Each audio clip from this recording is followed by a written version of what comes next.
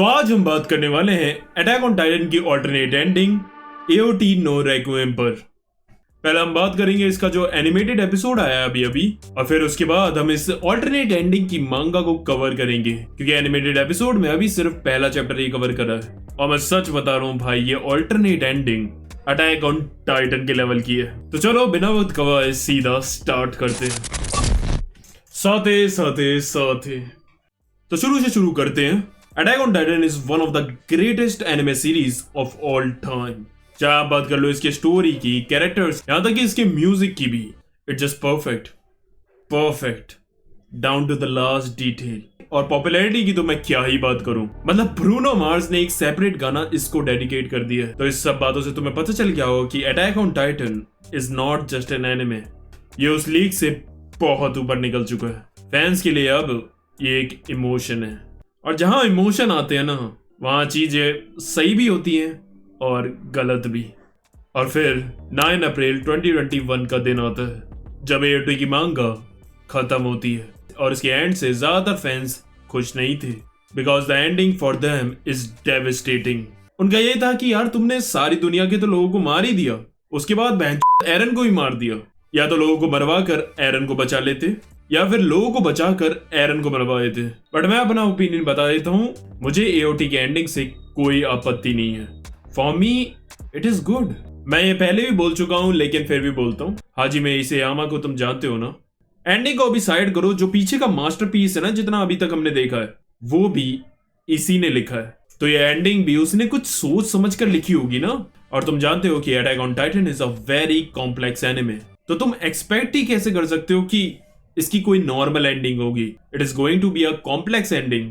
तुम्हें क्या लगा हैप्पी एंडिंग होगी, शायद लोग भी बच जाए और मेन कैरेक्टर भी बच जाए? अगर यही देखना है तो यार टोक्यो रिवेंजर्स देख लो। वैसे और कई सारे पॉइंट्स हैं मेरे पास बोलने के लिए, बट उसके बारे में हम किसी दूसरी वीडियो में बात करेंगे। कमेंट करना अगर तुम्हें उस टॉपिक पर वीडियो चाहिए तो। बाकी दिल पे मत लेना यार, क्योंकि ले भी लिया तो क्या ही उखाड़ लोगे ऐसे ही बोल रहा था।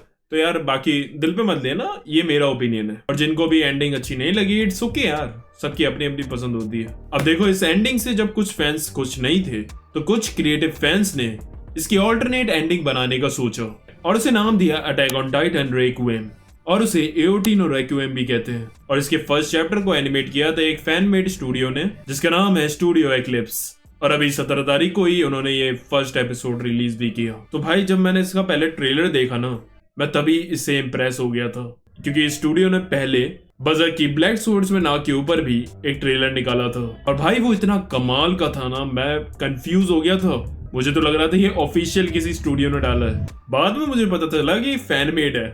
वैसे यार आजकल फैन मेड एनिमेशन एकदम इंसेन कुछ बना रहे हैं। अभी मैंने देखा था रील्स में वो कोको शिबो की एंट्री वाला, शायद तुमने देखा होगा। भाई गजब यार। सो फिर हाँ, ये मैंने एओटी का एपिसोड देखा, एंड बाय गॉड भाई मैं हिल गया।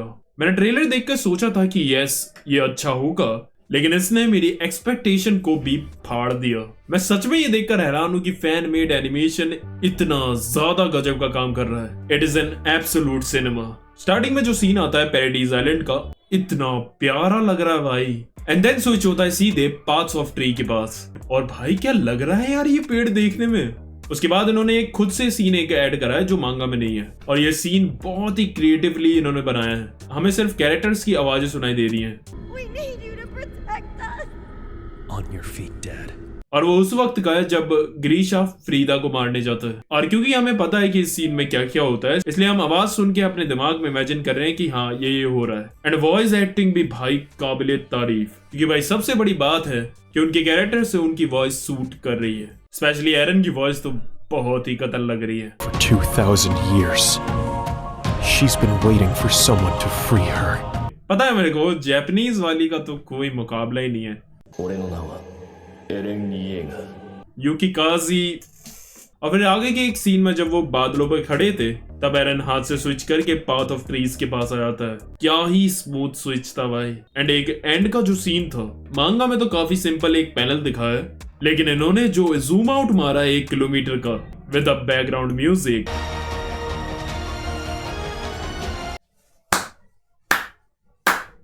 ऐसा लग रहा था भाई अटैक ऑन टाइटन वापस आ गया। एंड द डायलॉग्स भाई वजनदार थे।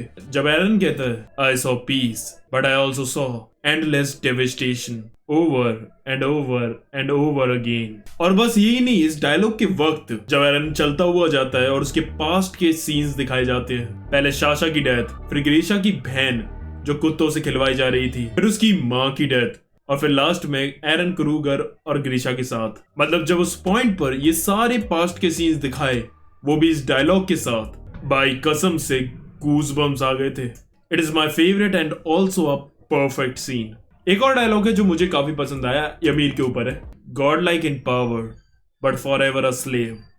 डैम ब्रो, अगर तुमने अभी तक वो एपिसोड नहीं देखा है तो जाकर देखो और उन्हें सपोर्ट करो ताकि वो और ऐसे और बनाए।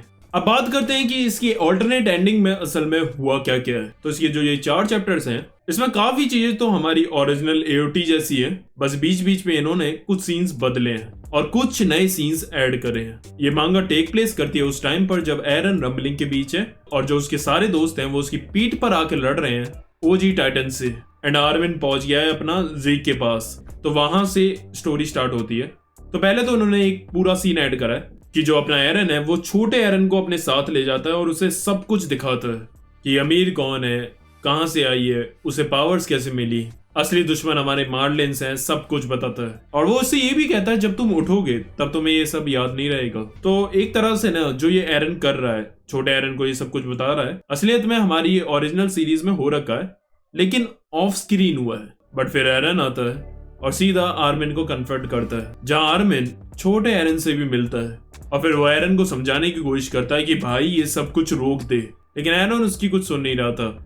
अब उन दोनों के बीच में बहसबाजी हो जाती है जिसमें वो एरन का हाथ पकड़ लेता है और फिर उसे एरन के पास की कुछ चीजें दिखती हैं जहां उसकी और हिस्टोरिया की काफी सारी बातचीत रिवील होती है। और उधर ही हम सबको पता चलता है कि हिस्टोरिया के पेट में जो बच्चा है वो एरन का ही है। अब ये क्वेश्चन सबसे ज्यादा कंट्रोवर्शियल था एओटी में कि बहन बच्चा किसका है ये, क्योंकि एरन और हिस्टोरिया की जिस तरह से बातें हुई हैं और जिस हिसाब से हमें दिखाया गया है उस हिसाब से तो फैंस को तो लगता है कि एरन का ही बच्चा होना चाहिए था।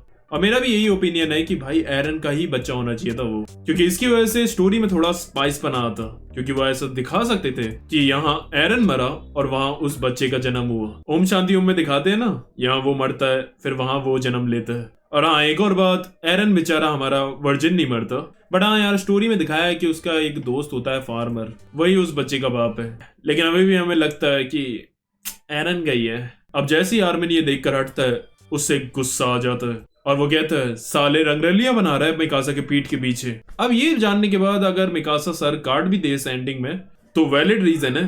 अब एरन उसे साफ बोलता है, देख भाई जितना भी तू मेरे को समझा ले, मैं नहीं समझने वाला, मैंने डिसाइड कर लिया और मैं वही करूंगा। और फिर वो आर्मिन को वहां छोड़कर चला जाता है। अब बाहर हमें दिखाया जाता है कि सब बढ़िया तरीके से उन सारे टाइटन्स को पेल रहे हैं और डायनामाइट लगाकर एरन की गर्दन उड़ाने का प्लान बना रहे हैं। अंदर हम देखते हैं आर्मिन डिप्रेशन में गए हुए ज़ीक को समझा रहा था कि ओ भाई कबीर सिंह प्लीज उठ जा और मुझे बाहर भेज दे। लेकिन अब जब आर्मिन वहां से बाहर निकलने वाला ही होता है तभी ज़ीक उसे एक लाइन बोलता है, Armin are you prepared to pay the price your cause will demand for you or will it crush you instead like all the others. मतलब ये एक तरह से वो आगे जो होने वाला है उसका एक हिंट दे रहा है कि आर्मिन भाई जो तुम आगे करने वाले हो उसके वहां पर कॉन्सिक्वेंसेस भी होंगे, तो क्या तुम उसे संभाल पाओगे या फिर दूसरों की तरह तुम भी धरे रह जाओगे। और फिर वो बाहर आ जाता है और फिर वहां वो सबको बताता है कि भाई देखो एरन से मैंने बात कर ली, वो नहीं रुकने वाला, अब हमें भी कुछ ढील नहीं देनी है, हमें मिलकर उसे खत्म करना ही होगा। और फिर वो मिकासा से भी साफ साफ कहता है, देख बहन मैं जानता हूँ तू उससे अंधाधुंध प्यार करती है, लेकिन अभी डिसाइड करके मुझे बता कि तू हमारा साथ देगी या नहीं। तभी वो सामने देखते हैं तो उनका कोई बंदा घायल हालत में वहां से नीचे गिर रहा था। अब वो कौन था, कैसे गिरा, उसे जानने के लिए हम चैप्टर 4 में जाएंगे, जहां में दिखाया जाता है राइनर, पीक और जान एक साथ लड़ रहे होते हैं और जैसे तैसे उन्होंने डायनामाइट वगैरह सब सेट कर दिया था उसकी गर्दन पे। अब लास्ट मोमेंट पर जान को उस बॉम्ब के लीवर को दबाकर उसे फोड़ना था और उसे वहां तक पहुंचाने में मदद करती है पीक। और ये करते हुए पीक पर दूसरे टाइटन का अटैक हो जाता है और उसे वो टाइटन अपने दांत के बीच दबाकर बीच में से चीर देता है और ये राइनर अपनी आंखों के सामने देखता है और फिर वो गुस्से में आकर उन सबको धोने लगता है। अब दूसरी तरफ जान जंप करके उस बॉम्ब के लीवर तक पहुंचने ही वाला होता है धमाका करने के लिए, तभी जॉ टाइटन आता है और उसे पंजा मार कर उसे घायल कर देता है। और वही था जिसे सब नीचे गिरते हुए देख रहे थे। फिर वो उसे कैच करके बचा लेते हैं, लेकिन उस पंजे से उसका पूरा पेट फट गया था, यहाँ तक कि उसकी आंतें तक साफ दिख रही थी। और बस यहीं ये चैप्टर खत्म हो जाता है। और पता नहीं आगे के चैप्टर्स कब तक आएंगे, लेकिन मैं कहना चाहूंगा काफी इंटरेस्टिंग बनाया ये ऑल्टरनेट एंडिंग। कमेंट करना अगला टॉपिक क्या पकड़ूं, और हाँ, मेरा डिस्कॉर्ड जाकर ज्वाइन करो, लिंक डिस्क्रिप्शन में। वीडियो अच्छी लगी हो तो लाइक करना और शेयर भी। और हाँ यार, 2.5 लाख करवा दो सब्सक्राइब। आज के लिए बस करते हैं। आरिगातो।